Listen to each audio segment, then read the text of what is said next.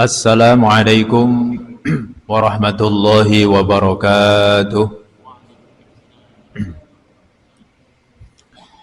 Innal hamdalillah nahmaduhu wa nasta'inuhu wa nastaghfiruh wa na'udzu billahi min shururi anfusina wa min sayyiati a'malina may yahdihillahu fala mudilla lahu wa may yudlilhu fala hadiya lahu. Asyhadu an la ilaha illallah wahdahu la syarika lah wa asyhadu anna Muhammadan abduhu wa rasuluhu la nabiyya ba'dah. Allahumma salli wa sallim wa barik ala sayyidina Muhammad ibn Abdillah wa ala alihi wa sahbihi wa mawalah. La hawla wa la quwwata illa billah. Subhanaka la ilma lana illa ma 'allamtana innaka antal alimul hakim. Rabbi shrah li sadri wa yassir li amri wahlul 'uqdatam min lisani yafqahu qawli. Amma ba'du, Bapak-bapak hadirin jamaah Majelis Ta'lim Masjid At-Taqwa rahimakumullah. Mari kita lanjutkan kajian kitab Al-Arba'in An-Nawawiyah atau hadis Arba'in, 40 hadis karya Imam Nawawi rahimahullah ta'ala. Mudah-mudahan apa yang kita kaji pada kesempatan ini dapat bermanfaat, menambah wawasan pengetahuan kita dalam rangka kita ingin memahami perintah-perintah Allah dan larangan-larangan Allah melalui hadis-hadis Rasulullah SAW. Dan mudah-mudahan kita bisa istiqomah dalam menjalankan perintah-perintah Allah dan menjauhi larangan-larangan Allah. Barangkali bapak-bapak yang membawa kitabnya silahkan dibuka, atau aplikasi Android silahkan disimak. Kita sampai di hadis yang keempat, hadis yang keempat dari hadis Arba'in. Baik, kita baca hadis yang keempat. Bismillahirrahmanirrahim. Bisnadil al-Imam Nawawi rahimahullahu ta'ala. An Nabi Abdurrahman Abdullah bin Mas'ud radhiyallahu anhu. Riwayat dari Abi Abdurrahman Abdullah bin Mas'ud radhiyallahu anhu qala, ia berkata, haddatsana Rasulullah sallallahu alaihi wasallam, telah menceritakan kepada kami Rasulullah sallallahu alaihi wasallam, wa huwa shadiqul masduq, dan Rasulullah adalah yang jujur dan dibenarkan. Inna ahadakum yujma'u khalquhu fi batni ummihi arba'ina yawman nutfatan.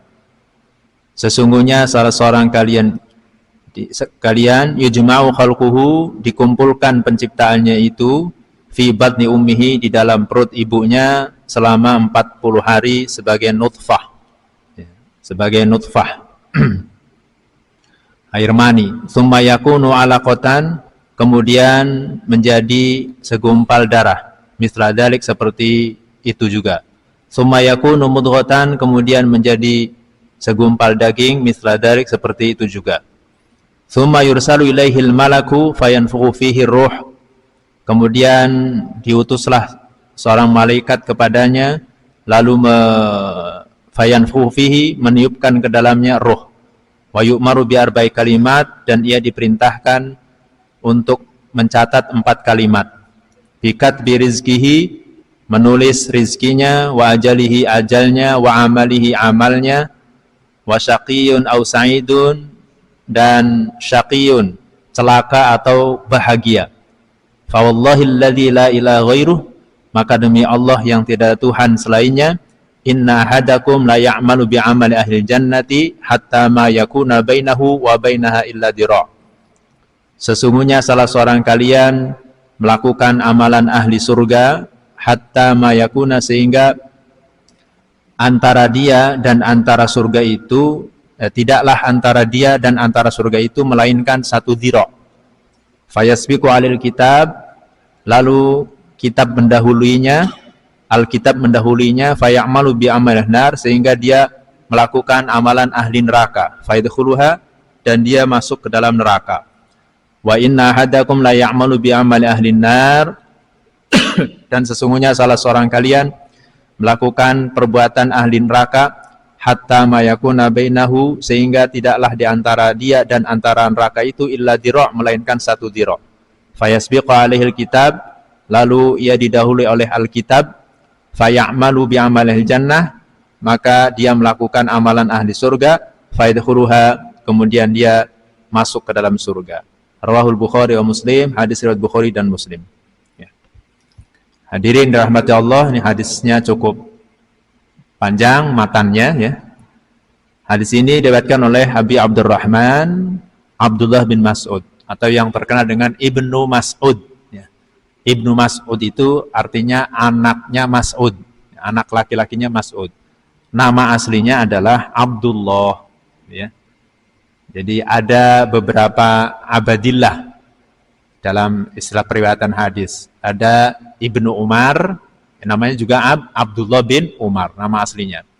Ibnu Mas'ud, namanya Abdullah bin Mas'ud. Ibnu Abbas, Abdullah bin Abbas. Jadi semua Abdullah. Ya. Jadi kalau disingkat istilahnya yang terkenal itu Ibnu Umar, Ibnu Mas'ud, Ibnu Abbas biasanya gitu. Nama aslinya yaitu Abdullah. Ibnu Mas'ud telah berkata, haddatsana Rasulullah SAW. Jadi telah menceritakan kepada kami Rasulullah SAW. Siapakah Rasulullah itu? As-Sadiqul Masduq. Nah, di sini disebutkan wahwa Sadiqul Masduq. Rasulullah itu As-Sadiq. Sadiq itu yang jujur. Nah, maka Rasulullah itu benar-benar orang yang jujur. Makanya salah satu sifat Rasul itu adalah Siddiq. Ya, yaitu yang jujur. Maka tidak mungkin Rasulullah itu kadzib, pembohong. Tidak mungkin, mustahil ya. Jadi lawan daripada siddiq itu artinya kadzib. Nah, itu mustahil Rasulullah itu pembohong ya. Kalau seandainya pembohong misalnya, nanti apa yang disampaikan risalahnya itu penuh dengan kebohongan. Ya tentu bagi orang-orang kafir yang tidak beriman, wa takdzibuhum, mereka mendustakan Nabi Muhammad Rasulullah, mendustakan sebagai utusan, mendustakan apa yang disampaikannya. Lah itulah orang-orang kafir.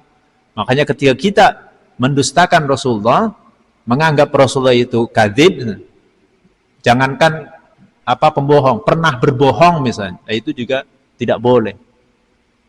Kita termasuk orang-orang kafir kalau na'udzubillah min dzalik. Jadi as-sadiq al-masduq. Nah, al-masduq, masduqi itu artinya yang dibenarkan.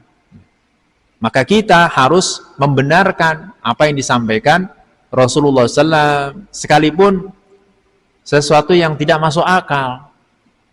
Ya, seperti misalnya peristiwa Isra wal Mi'raj, ya kan? Itu kan secara nalar, secara akal tidak masuk akal.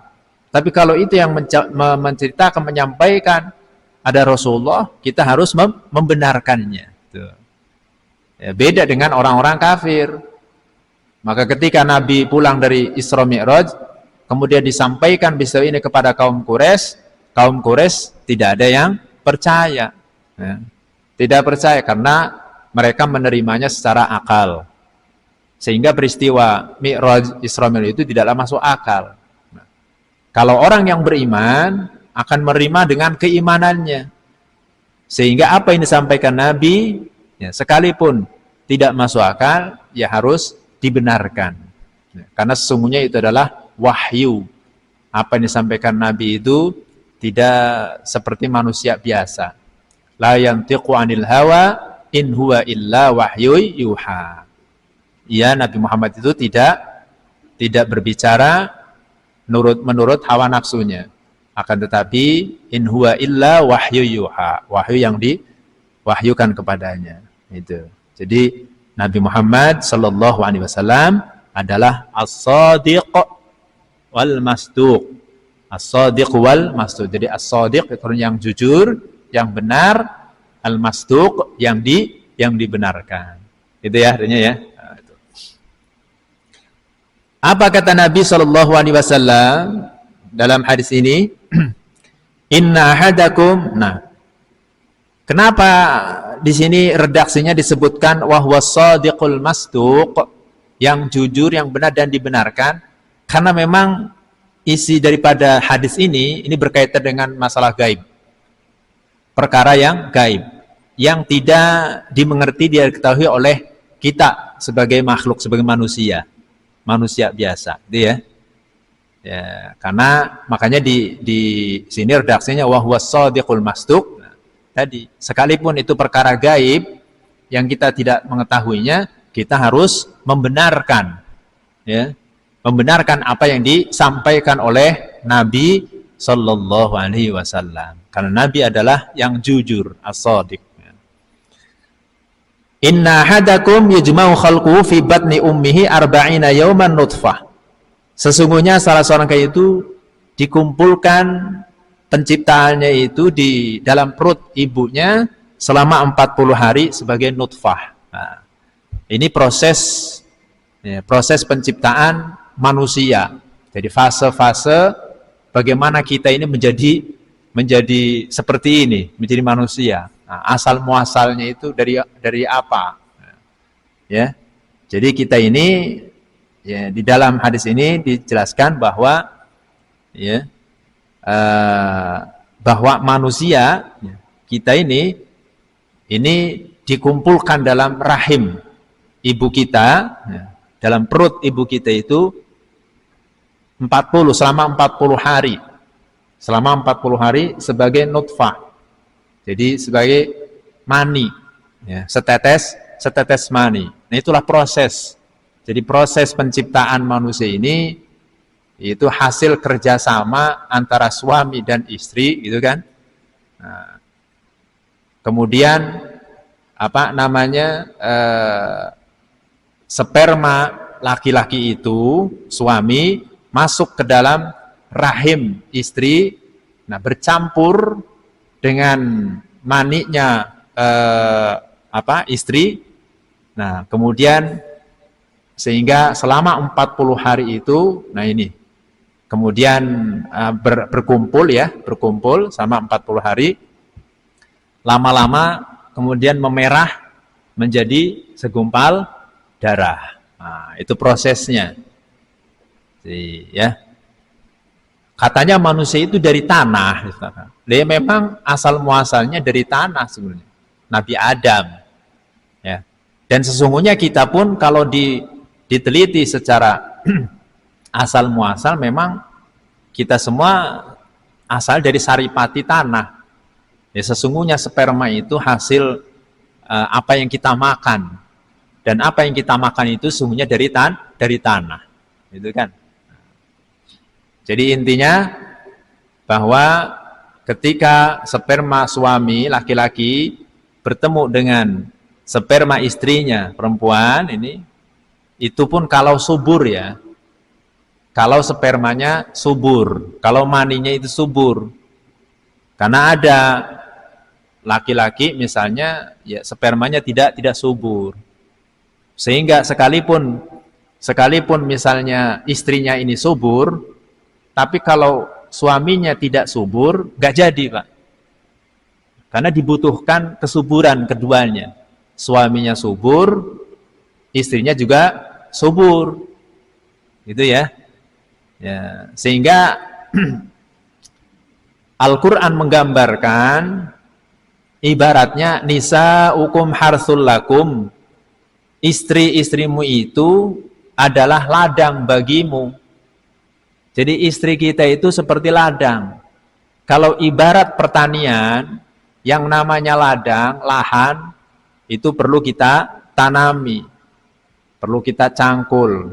Ya, silahkan dicangkul. Fa'tu harsakum annasyitum, kata Allah. Maka datangilah ladangmu itu, ya, dengan cara yang kamu kehendaki. Ya, gitu ya. Jadi silahkan ladang itu dicangkul. Mau mencangkulnya maju boleh, mau mundur boleh, mau miring juga boleh, mau nyamping kanan, nyamping kiri boleh. Cara maculnya tuh, cara mencangkulnya, silahkan dengan gaya sesuai dengan, ya kehendaknya, ya. Silahkan boleh. Yang penting yang dicangkul itu sawah sendiri, deh. Ya. Yang dicangkul itu ladang sendiri, jangan ladang orang. Nah, silahkan. Nah, maka ya, kita punya ladang itu hendaknya subur tanahnya. Ya.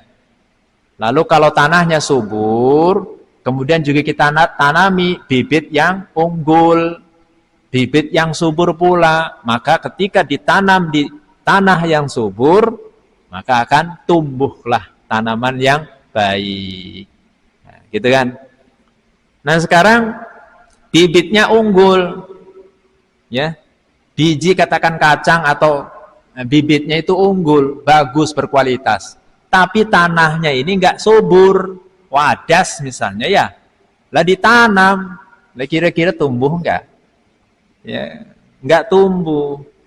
Karena tanahnya tidak subur. Sebaliknya, tanahnya subur, gembur. Ya.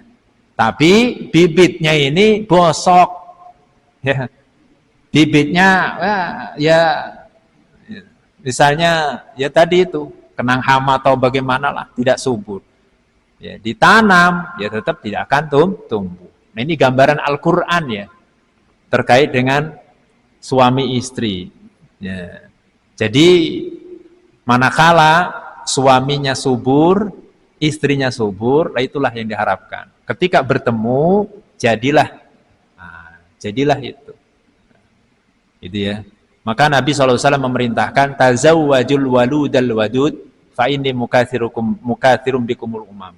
Nikahilah wanita-wanita yang subur dan penyayang gitu. Karena aku bangga dengan banyaknya umat nanti pada hari kiamat. Ya, gitu. Ini makanya ketika ada suami istri misalnya mohon maaf ya, misalnya sudah setahun menikah, 2 tahun, 3 tahun, bahkan 5 tahun, bertahun-tahun belum memiliki keturunan, ini perlu diperiksa dua-duanya. Jangan saling menyalahkan. Kadang suami egois, pengen menang sendiri misalnya. Ya, yang disalahkan istri. Tidak perlu saling menyalahkan. Terbuka saja. Diperiksa ke dokter, barangkali ada masalah terkait dengan spermanya yang kurang subur, atau dari pihak istrinya yang rahimnya kurang subur, dan atau mungkin tertutup. Nah, ini kan banyak faktor. Nah, itu ya. Jadi ya ikhtiar gitu. Nah, atau mungkin melalui pijitan urut yang ahli, ya terserahlah. Sambil memohon kepada Allah, banyak istighfar, banyakin sedekah. Ini juga pendobrak. Karena janji Allah, siapa yang banyakin istighfar, banyakin sedekah, Allah berikan wa yumdidkum bi amwali wa banin. Allah banyakin harta dan anak-anak keturunannya. Tuh, gitu ya. Nah, di dalam hadis ini, hadirin rahmati Allah, jadi proses ya, fase kita diciptakan itu dikumpulkan di perut ibu kita itu selama 40 hari. Jadi ketika sudah bertemu sperma laki dan perempuan itu ya, selama 40 itu kemudian memerah menjadi apa? Menjadi segumpal darah. Misla dzalik. Jadi apa namanya? Tsumma yakunu 'alaqah misla dzalik. Jadi segumpal darah. Tsumma yakunu mudghatan misla dzalik. Kemudian selama 40 hari lagi ya sudah merah itu kemudian menjadi segumpal daging, mudghah. Berarti 3 kali 40 ya. 40 kali 3. Berapa? 120. 120 itu berapa bulan? 4 bulan. Tuh itu. Nah, 4 bulan usia kandungan itu sudah sempurna. Nah, ini. Jadi setelah itu, setelah menjadi segumpal daging selama 40 kali 3, yaitu 120 hari atau 4 bulan, summa yursalu ilaihil malak. Kemudian Allah mengutus malaikat. Untuk apa? Untuk meniupkan ke dalamnya itu roh. Jadi 4 bulan si janin itu ditiupkan rohnya oleh malaikat. Ya, ditiup rohnya. Wa yu'maru bi arba'i kalimat, dan diperintahkan malaikat itu untuk mencatat 4 perkara. Jadi sudah dicatat tuh. Nah ini perkara gaibnya, kita nggak ngerti ini. Apa yang dicatat? Bikat birizkihi, dicatat rizkinya, wa ajalihi ajalnya, wa amalihi amalnya, wa syaqiyin am sa'id. Kemudian dicatat apakah dia termasuk orang yang celaka ataukah bahagia. 4 perkara ini, Pak. Ini perkara yang kita tidak mengerti. Ya. Masalah rezeki, ya kita nggak tahu. Apakah kita ini jadi orang kaya apa miskin, kan gitu.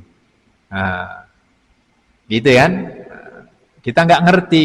Kalau kita sudah tahu misalnya saya ini diciptakan jadi orang kaya, terus ngapain kerja? Santai aja. Santai aja di rumah, nongkrong, tidur, ya, ngopi. Kalau kita sudah tahu kita ini ciptakan orang kaya. Cuman masalahnya kan kita nggak tahu, sekalipun bapak kita, kakek kita, keturunan kita, 7 turunan misalnya, orang-orang kaya. Orang-orang kaya. Tapi apakah kita juga jadi orang kaya? Ya. Tidak tahu, wallahu a'lam. Ya. Maka dari itu, pentingnya kita ikhtiar. Ya. Kita dia tahu ya, apakah miskin atau kaya. Ya. Makanya itu kadang ada orang yang sudah pontang-panting, misalnya, siang malam kerja keras, banting tulang, ya, meperas keringat, mengeluarkan sekuat tenaga untuk mencari kekayaan, untuk bekerja mencari rezeki. Tapi toh nggak kaya-kaya juga, ya, kan banyak kan, bahkan berdoa, memanggil nama Allah, ya Ghani, ya Mughni, ya Razzaq, yang maha kaya, yang beri kekayaan, yang maha memberi rezeki, bertahun-tahun dari sejak bujangan sampai punya cucu, minta kaya, enggak kaya-kaya juga. Ya. Lah inilah kita enggak ngerti itu. Ya, ditatat rezekinya. Berarti sampai tekang mati misalnya Pak, sampai tekang mati ternyata kehidupannya enggak kaya. Ya berarti memang dia sudah ditakdirkan Allah sebagai orang miskin. Gitu. Ya. Kemudian juga dicatat ajalnya. Ajal kita nggak tahu. Ya. Kapan? Apakah di usia 20 tahun, 40 tahun, 50 tahun, atau usia 100? Wallahu a'lam. Ya. Kemudian dalam keadaan apa? Apakah kita ajalnya itu datang ketika kita duduk di masjid, sedang ngaji, sedang zikir, ataukah di mana? Wallahu a'lam. Kita tidak tahu. Ajal itu tidak bisa ditunda atau dimajukan. Idza jaa ajalukum la yastakhiruna sa'ata wa la yastaqdimun. Tidak bisa diulur-ulur kalau memang sudah datang ajalnya. Sekalipun kita ngupet fi burujim musayyadah, di benteng yang kokoh, ya, tetap ketika ajalnya datang tidak bisa menolaknya. Nah ini saudara-saudara kita, keluarga kita yang sudah mendahului kita, itulah sebagai ibrotan lana, sebagai pelajaran, sebagai ibroh bagi kita sekalian yang hidup, bahwa ajal itu datang dengan tiba-tiba, tidak memberitahukan dulu, ya, karena tidak tahu kapan datangnya malaikat Israel. Termasuk juga amalan kita. Ini kita tidak tahu ini ya. Kita tidak mengerti apakah kita ini melakukan amal-amal yang hasanat ataukah sayyiat. Gitu kan. Kita ini diciptakan oleh Allah menjadi orang-orang baik ataukah menjadi orang-orang yang jahat. Ini memang sebenarnya sudah ada catatannya. Hanya saja kita sekali lagi tidak mengetahui itu perkara gaib. Namun kita dibekali oleh Allah dari akal, dibekali pikiran, ya, seluruh anggota badan untuk kita ikhtiar sekaligus memohon kepada Allah, ya, doa mohon kepada Allah agar ya, kita ini selalu istiqomah melakukan kebaikan-kebaikan, ya, dan husnul khotimah. Makanya ini juga Yang keempat, kita ini dijadikan oleh Allah apakah termasuk golongan su'ada, sa'id, bahagia, au asqiya, syaqi, apakah orang-orang yang celaka. Ini urusan akhir hayat kita, Pak. Akhir hayat kita, apakah kita ini golongan husnul khotimah ataukah golongan su'ul khotimah? Nggak ngerti. Nah, jadi golongan celaka atau golongan yang bahagia. Nah, disinilah pentingnya kita selalu mohon kepada Allah, berdoa kepada Allah agar kita diberikan mati dalam keadaan muslim sesuai dengan perintah Allah, wala tamutunna illa wa antum muslimun. Dan jangan sekali-kali engkau mati kecuali dalam keadaan muslim. Ya, minta kepada Allah, ya dzal jalali wal ikram amitna ala dini Islam. Ya dzal jalali wal ikram amitna, matikan kami ala dini Islam, ya, berada dalam agama Islam. Itu. Itulah kalau kita mati dalam keadaan muslim dengan membawa keimanan, ya, maka itulah tandanya husnul khotimah.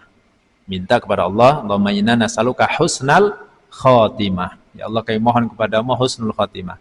Dan kami berlindung kepadamu dari su'ul khotimah. Itu selalu kita baca, Pak, ya. Dalam kitab Nasaihud Diniyah, ketika kita berdoa kepada Allah agar kita dimatikan dalam keadaan muslim, dalam keadaan husnul khotimah, itu setan iblis yang mendengar itu merasa hancur itu. Remuk tulang-tulangnya, pokoknya hancur, sehingga doa itu menghancurkan iblis. Dalam keterangan seperti itu, ya. Jadi hancur mereka. Maka perbanyak doa itu, baca terus, ya, karena kita tidak tahu apakah husnul khotimah atau su'ul khotimah, ya. Allahumma inna nas'aluka husnal khotimah, gitu, ya. Fa wallahi alladzi la ilaha ghairuh, Rasulullah bersumpah, maka demi Allah. Nah, ini. Berarti sumpahnya itu sudah menggunakan sumpah syar'i. Wallahi, wallahi. Jadi kalimat wallahi itu kalimat sumpah demi Allah. Nah, kita kalau bersumpah, Pak, itu harus menggunakan lafzul jalalah, menggunakan lafaz Allah. Berarti kalau sumpahnya menggunakan lafaz Allah, itu sumpah beneran. Ada konsekuensi. Gitu, ya. Wallahi. Tapi ada juga sumpah yang sumpah adat, ya, kebiasaan. Orang Arab juga sering mengucapkan wallahi. Sering mengucapkan wallahi kalau ngomong itu. Tapi bukan sumpah syar'i, bukan sumpah beneran. Artinya sumpah kebiasaan adat, ya. Misalnya orang Arab itu ngomong wallahi anta jamil, ya. Demi Allah engkau itu ganteng, ya.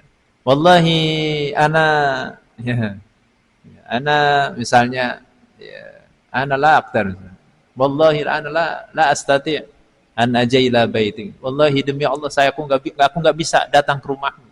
Jadi kalimat wallahi itu memang sumpah, tapi sumpahnya ucapan adat, ya.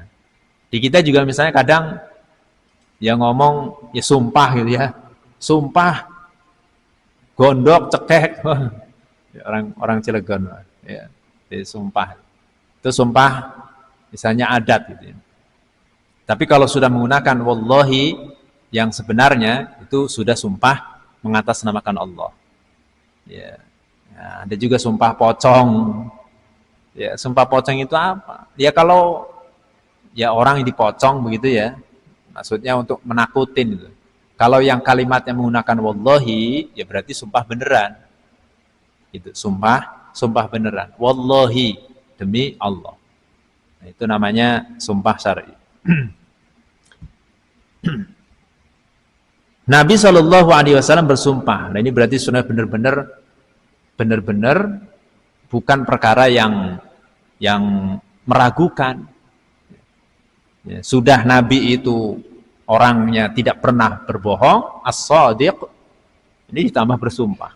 Nah, fa wallahi alladzi la ilaha ghairu, demi Allah yang tidak ada Tuhan selainnya, Inna hadakum la ya'malu bi'amali ahlil jannah hatta ma yakuna baina wa bainah illa dira.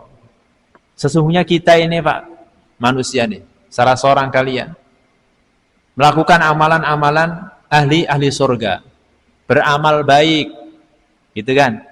Beramal baik, rajin ibadah, rajin sholat, rajin ngaji, rajin baca Quran. Pokoknya amalan-amalan ahli surga. Sholat 5 waktu, nggak tinggal, ditambah dengan sunnah-sunnahnya. Ini kan amalan-amalan ahli surga istilahnya. Amalan-amalan yang menyebabkan masuk surga. Bahkan hatta yakuna bainahu wa bainaha illa dira. Ma yakuna bainahu wa bainaha illa dira. Bahkan di antara orang itu dengan surga itu jaraknya 1 dira, 1 lengan. Ya. Jarak antara orang itu dengan surga tinggal satu dira. Saking orang ini melakukan amalan-amalan ahli surga, rajin ibadah, rajin beramal soleh. Ya. Tapi ternyata apa? Ternyata catatan amalannya ini Alkitab telah mendahulunya. Sehingga dia melakukan amalan neraka, rubah. Padahal surga tinggal 1 lengan. Rubah, dia melakukan amalan ahli neraka. Akhirnya masuk ke neraka. Bukan masuk surga, tapi masuk neraka. Nah, inilah perkara gaib ini, Mas. Coba bayangkan, wong surga tinggal 1 dira, 1 lengan. Lah kok bisa masuk ke neraka, menyimpang? Wah. Nah, ini yang kita takutkan ini. Yang kita takutkan, kita khawatirkan. Sebaliknya, ada juga orang yang melakukan amalan-amalan penduduk neraka, amalan neraka, ya maksiat, ya bikin dosa, meninggalkan sholat, nggak pernah sholat, nggak pernah, ya, pokoknya melakukan kejahatan-kejahatan, ya, kemaksiatan. Ini perbuatan ahli neraka. Bahkan neraka tinggal 1 dira, 1 lengan. Tapi kenapa akhirnya dia berubah melakukan amalan surga sehingga dia masuk surga?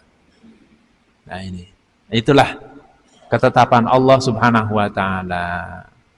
Sehingga ya, ini perkara yang memang sekali lagi kita tidak mengerti, ini perkara gaib.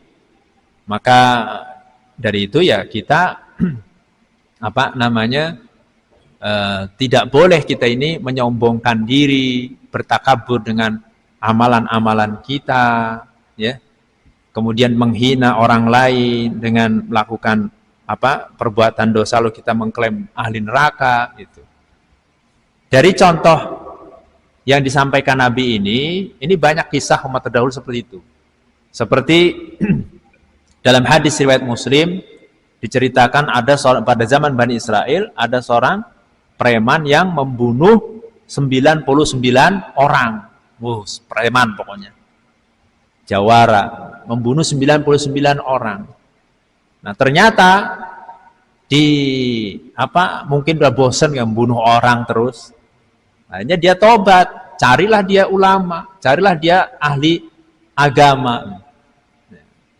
Ternyata ketemu, dia sampaikan bahwa saya ini sudah membunuh 99 orang, pengen tobat, kira-kira diterima atau enggak. Kata kiai ini, yang ahli ibadah ini, dosamu terlalu besar, kayaknya enggak diterima itu. Nah ya, rupanya ini kiainya enggak ngerti, cuma ahli ibadah, bukan ahli ilmu. Akhirnya preman itu marah, emosi, dibunuh sekalian. Jadi kiainya dibunuh, genaplah 100 orang. Cari lagi kiai lainnya, ketemu, diceritakan tentang perbuatannya itu. Maka jawaban sang kiai karena ahli ilmu, ahli ibadah, ini sampaikan bahwa sebesar apapun dosamu itu, kalau benar-benar bertobat, Allah akan terima taubat. Jadi dia senang.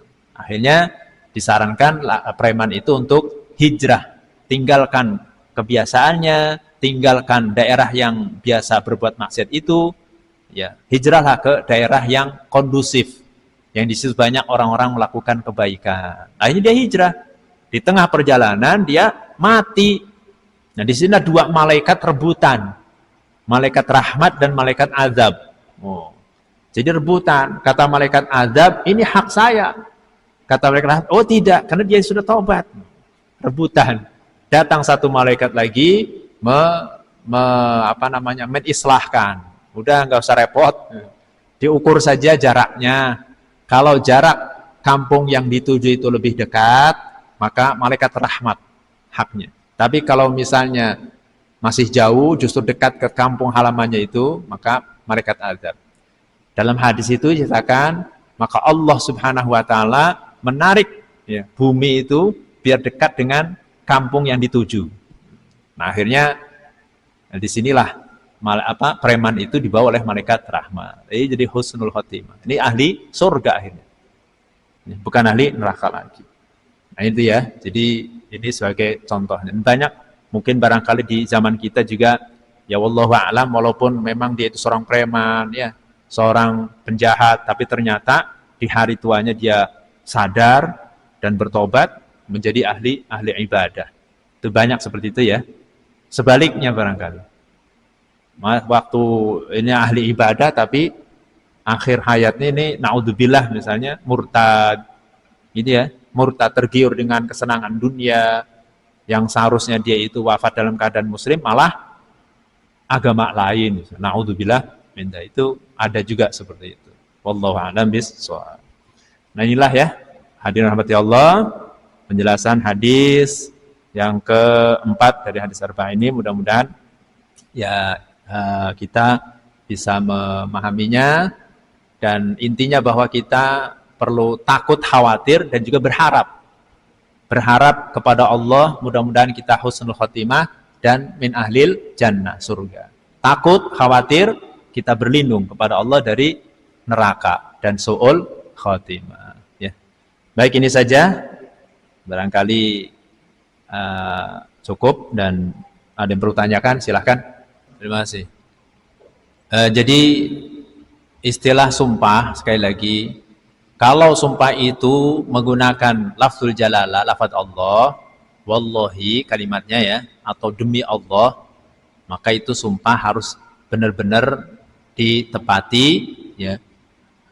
Ketika misalnya melanggar sumpah itu, maka dia terkena kifarat ya, kifarat sumpah.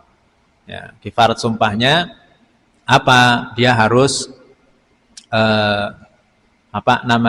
berpuasa 3 hari. Ya. Kemudian atau kalau tidak mampu dia memberi makan. Ya, memberi makan orang miskin 10 orang atau memberi pakaian. Itu kifarat sumpahnya. Gitu ya. Berbeda dengan sumpah serapah ya. Kalau ada serapahnya, ini sumpah serapah itu istilahnya menyumpahi orang kali ya. Kalau seperti itu menyumpahi orang misalnya dengan menggunakan kata-kata yang buruk misalnya ya. Semoga kamu misalnya laknatullahi alaik, semoga Allah melaknatmu misalnya. Ini enggak boleh seperti itu. Ya, kita tidak boleh istilahnya sumpah serapah kepada sesama muslim ya, enggak boleh. Kemudian nazar ya. Nazar itu ini janji kepada Allah. Nazar kalau misalnya diucapkan, nazar tuh saya bernazar. Misalnya ya, saya bernazar akan iktikaf misalnya di masjid misalnya. Maka wajib ditunaikan. Ya. Kalau misalnya dilanggar, maka misalnya dilanggar tidak dilakukan, terkena kifarat lagi. Kifaratnya sama seperti tadi, kifarat sumpah. Jadi kifaratnya kifarat sumpah, yaitu dia berpuasa 3 hari atau dia memberi makan orang miskin, beri pakaian 10 orang. Gitu ya. Jadi kalau nadarnya dilanggar. Itu. Terima kasih, Pak. A'udzubillahi minasyaitonir rajim. Bismillahirrahmanirrahim. Amin ya rabbal alamin. Alhamdulillahirabbil alamin. Allahumma shalli ala sayyidina Muhammadin wa alihi washabbihi ajmain. Allahumma fa'na bima 'allamtana wa 'allimna ma yanfa'una wa zidna 'ilma. Allahumma inna nas'aluka al-'afwa wal 'afiyah fid dunya wal akhirah. Allahumma inna nas'aluka husnal khatimah wa na'udzubika min syarril 'aqibati wa su'il khatimah. Rabbana taqabbal minna innaka antas samiul alim wa tub 'alaina innaka antat tawwabur rahim. Rabbana atina fid dunya hasanah wa fil akhirati hasanah wa qina adzabannar. Subhana rabbika rabbil izzati amma yasifun wa salamun alal mursalin walhamdulillahi rabbil alamin. Assalamualaikum warahmatullahi wabarakatuh.